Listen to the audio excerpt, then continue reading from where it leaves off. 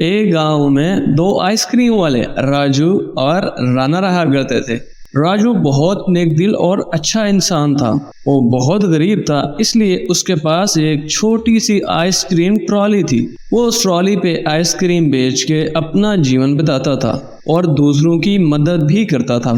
जबकि राने के पास एक अच्छी आइसक्रीम वाली ट्रॉली थी, लेकिन वो बहुत घमंडी इंसान था। राना अक्सर राजू की गुर्बत और उसकी छोटी ट्रॉली का मजाक उड़ाया करता था और उसकी गुर्बत पे हंसता भी था कि देखो उसकी ट्रॉली कितनी छोटी है। हर रोज राजू और राना आइसक्रीम बेचने जाते थे।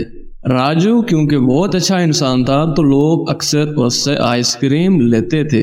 राजू आसपास के गांव में भी आइसक्रीम बेचने जाता था। आइसक्रीम ले लो, आइसक्रीम ले लो, आइसक्रीम ले लो, आइसक्रीम ले लो।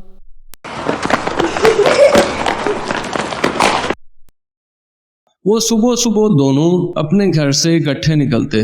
राजू स्कूल के बच्चों के साथ बहुत अच्छी तरह सलूक करता था, उनसे प्यार में बात करता, इसलिए स्कूल के अक्सर बच्चे राजू के पास ही आइसक्रीम लेने आते थे। राना का भी आइसक्रीम बहुत ही अच्छा था, लेकिन बच्चे उसका आइसक्रीम नहीं लेते थे।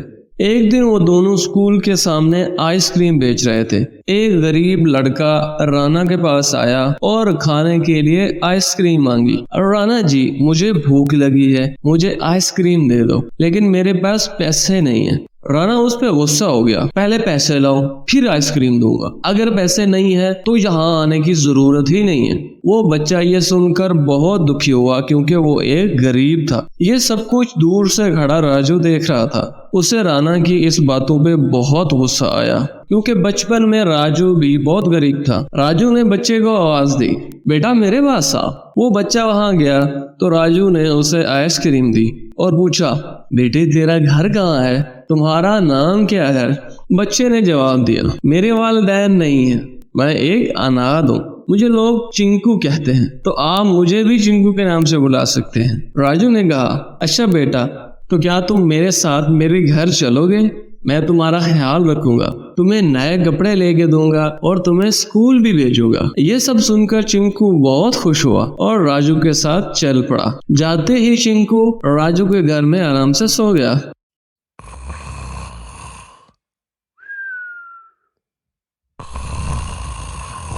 अगली सुबह राजू ने चिंकू को कहा, बेटा आज तुम घर ही रहना, मैं जरूरी सामान लेके वापस आ जाऊंगा और तुम घर का ख्याल भी रखना। और वो ट्रॉली लेकर चल पड़ा। आज वो बहुत परेशान था क्योंकि उसकी ट्रॉली भी छोटी थी, जबकि वो चिंकू को भी घर लाया था। उसके लिए सामान लाना था, उसके लिए नए कपड़े और स्कूल बैग भी लाना था। रास्ते में जाते हुए उसने एक फकीर बाबा को देखा। फकीर बाबा ने राजू को परेशान देखा और पूछा, बेटा तुम क्यों इतने परेशान हो? राजू ने जवाब दिया, बाबा जी इस छोटी सी ट्रॉली से गुजारा मुश्किल हो रहा है, लेकिन अब तो मुझे उस चिंकू का भी ख्याल रखना है। उसके माँ बाप नहीं है, वो मेरे घर में है। मुझे समझ नहीं आ रहा कि मैं अपनी और चिंकू की सारी जरूरियात कैसे पूरी करूँगा। बाबा ने मुस्कुराते हुए कहा, तुम परेशान मत हो, आज मैं तुम्हारे लिए दुआ करूंगा और तुम भी दुआ करना और कल सुबह आपको खुशखबरी मिलेगी। राजू ये सुनकर बहुत खुश हुआ और आइसक्रीम बेचने आगे निकल गया। अगली सुबह जब वो काम के लिए उठा तो उसने देखा कि उसके घर के बाहर एक खूबसूरत आइसक्रीम वाली बड़ी ट्रॉली खड़ी थी। वो उसे देखकर बहुत खुश हुआ। आज राजू बहुत खुश था और वो ट्रॉली लेकर सुबह सुबह आइसक्रीम बेचने चला गया।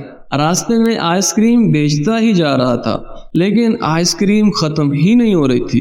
वो समझ गया कि ये सब उसकी और बाबा की दुआ की वजह से अल्लाह ने उसे दिया है।